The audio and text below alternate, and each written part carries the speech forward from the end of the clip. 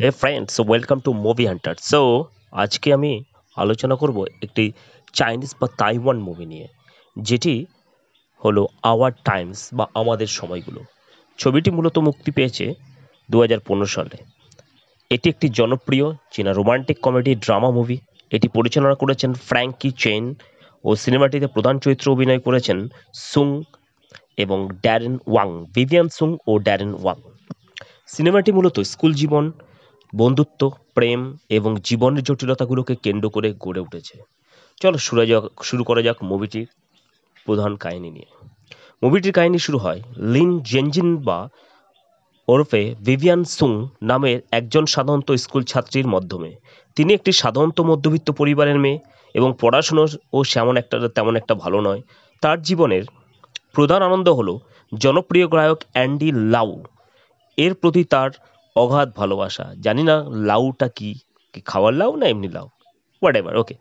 একদিন জেনজিন একটি চিঠি পান, যেখানে লেখা ছিল, তুমি যদি এই চিঠিটি অন্য কারোর কাছে না পাঠাও তবে তোমার জীবনে দুর্বিদ্ধ বা দুর্ভাগ্য নেমে আসবে।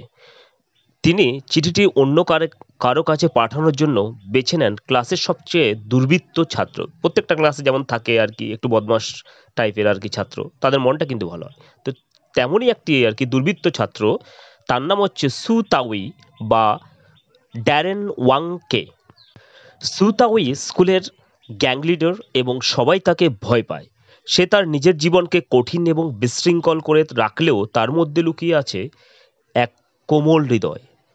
জানো বন্ধুরা, তোমরা সবাই যেগুলো একটু বদমাস টাইপের ছেলে হয় তাদের কিন্তু মনটা ভালো হয়। তেমনি আর কি এই সুতা, ওই যে স্কুলের গ্যাং লিডার বলা হতো আর কি, বা একটা ছাত্রদের মধ্যে থাকে না একটু অহং ভাব, বড় বড় ভাব, হ্যাঁ, এটা টিনেজ এজে হয়ে থাকে আর কি। যাই হোক, তো সে তার হৃদয়টা কিন্তু কোমল ছিল। জেনজিন এবং সুতাওয়ে প্রথম পরিচয় বেশ মজার এবং অপ্রত্যাশিত ভাবে করতে থাকে। এইবার তাদের মধ্যে একটা বন্ধুত্বের সূত্রপাত হবে। কার সঙ্গে? জেনজিনের এবং সুতাওয়ের মধ্যে দিয়ে। তার কারণটা আছে, সেটা কি, জেনজিনের অন্যদিকে জেনজিনের ক্রাশ ছিল ইউই ইয়াং ওরফে ডিনো লি, যে ছিল ক্লাসের সবচেয়ে জনপ্রিয় এবং মেধাবী ছাত্র। কিন্তু ইউইয়াং এর প্রেমে পড়ে থাকে ওই ক্লাসের সবচেয়ে সুন্দরী মেয়ে তাও মিনমিন। যাই হোক, যে বন্ধুরা, এগুলো সব চাইনিজ নেম। তো যাই হোক, এই তাও মিনমুন সে হচ্ছে কি, আহ, যে ক্লাসের মধ্যে আবার সবথেকে সুন্দরী মেয়ে ছিল। অন্যদিকে জেনজিন বুঝতে পারে ইউইয়াং এর মন জয় করা অতটা সহজ নয়। যেহেতু তাও মিনমিন যে খুবই সুন্দরী ছিল, জেনজিন থেকে দেখতে খুব ভালো, তাই জন্য জেনজিন ভেবেছিল যে ইউইয়াং হয়তো এই তাও মিনমিনের প্রেমে পড়েছে এবং তাকেই হয়তো পাবে। যাই হোক, এবার অন্যদিকে যাওয়া যাক। অন্যদিকে সু তাওই ও তাও মিনমিনকে পছন্দ করে। তাহলে ওই যে ক্লাসের মধ্যে সব থেকে যে গ্যাংস্টার বলা হয় বা একটু বদমাস ছেলেটা, সে আবার তাও মিনমিনকে পছন্দ করে এবং তাও মিনমিনকে তাকে পাত্তা সাত্তা দেয় না, যেহেতু সে পড়াশোনায় ভালো না এবং দেখতে শুনতে অতটা ভালো না। যাই হোক, এর ফলে জেনজিন এবং সুতাও এর মধ্যে একটি সতীত্ব চুক্তি হয়। মানে জেনজিন আর এই সুতাও দুজন একটা চুক্তি করে নেয়, তারা একে অপরকে সাহায্য করবে তাদের ভালোবাসার মানুষকে পাওয়ার জন্য। জেনজিন এবং সুতাওই একসঙ্গে কাজ শুরু করে। জেনজিন তার মেধা এবং সৃজনশীলতা দিয়ে সুতাওইকে পরামর্শ দেয় কিভাবে তাও মিনমিনকে প্রভাবিত করা যায়, আর সু তাওই জেনজিনকে সাহস যোগায় ইউইয়াং এর সামনে নিজের আত্মবিশ্বাস গড়ে তোলার জন্য। তাদের এই মজার ও অদ্ভুত সহযোগিতার মাধ্যমে তারা ধীরে ধীরে একে অপরের আরও ঘনিষ্ঠ বন্ধু হয়েও থাকে। জেনজিন এবং সুতাও এর বন্ধুত্ব বাড়তে থাকে এবং তারা একে অপর সম্পর্কে অনেক কিছু জানতে পারে। জেনজিন বুঝতে পারে যে সুতাওই দুর্বৃত্ত চেহারার মধ্যে একটি ভাঙা হৃদয় রয়েছে, যেখানে সে তার মা বাবার কাছ থেকে অবহেলিত হয়েছিল ছোটবেলায়, তাই জন্য তার এমন অবস্থা হয়েছে। সুতাও দেখে যে জেনজিন কেবল একটি সাধারণ মেয়ে নয়, তার মধ্যে অসীম শক্তি এবং সাহস রয়েছে। একদিন জেনজিন জানতে পারে যে সুতাওই তাকে ভালোবাসতে শুরু করেছে, কিন্তু সে এ বিষয়ে কিছু বলতে চায় না, কারণ সে জেনজিনের স্বপ্ন পূরণের সাথে বাধা হতে চায় না। অন্যদিকে জেনজিনও তার মনের মধ্যে একটি পরিবর্তন অনুভব করে।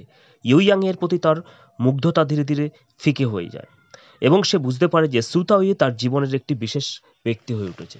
গল্পের উত্তেজনা তখন বাড়ে যখন স্কুলে পরীক্ষার চাপ এবং পারিবারিক সমস্যা তাদের একদিন সুতাই জেনজিনকে বাঁচাতে গিয়ে একটি দুর্ঘটনার শিকার হয়। ওই ঘটনার জেনজিনের উপলব্ধি করে যে তার জীবনে সুতাই সবথেকে গুরুত্বপূর্ণ ব্যক্তি।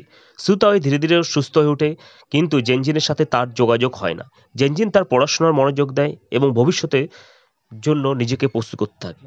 বছর পেরিয়ে যায় এবং জেনজিন একজন সফল কর্মচারী নারী হয়ে ওঠে। একদিন সে তার ছোটবেলার স্মৃতিগুলিকে মনে করে এবং সুতাওয়ের খোঁজে নেওয়ার সিদ্ধান্ত নেয়। সে একটি পুনর্মিলন উৎসবে যায় এবং সেখানে তার সাথে দেখা হয়। সেখানে তারা নিজেদেরকে অনুভূতিগুলো প্রকাশ করে এবং বুঝতে পারে যে তাদের সম্পর্ক কেবল বন্ধুত্বের মধ্যে সীমাবদ্ধ নয়, এবং মুভিটি শেষ হয় একটি আনন্দময় পুনর্মিলনের মাধ্যমে, যেখানে তাদের ভালোবাসা পূর্ণত।